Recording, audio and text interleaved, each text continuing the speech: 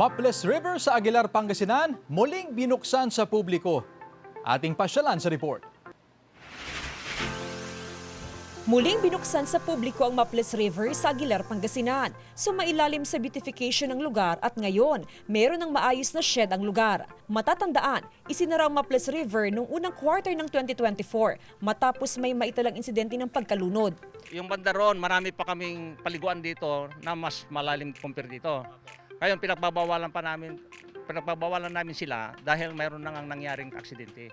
Kung balak mamasyal sa Maples River, merong environmental fee na nagkakahalaga ng 50 pesos. Libre ang mga batang edad 7 pababa.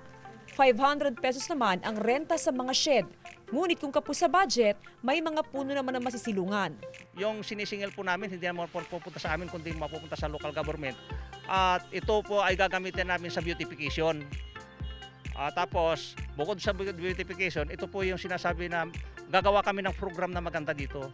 Mamamangha ka talaga sa ganda ng tanawin at malinaw na tubig na tiyak perfect sa mga nais maligo sa ilog.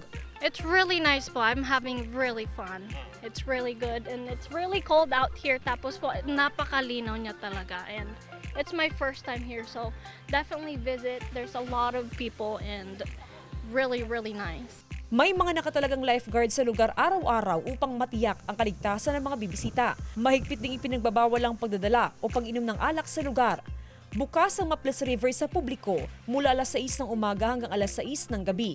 Kasama si Ron Alistair Taniedo, Jasmine Gabriel Galban, One North Central Luzon.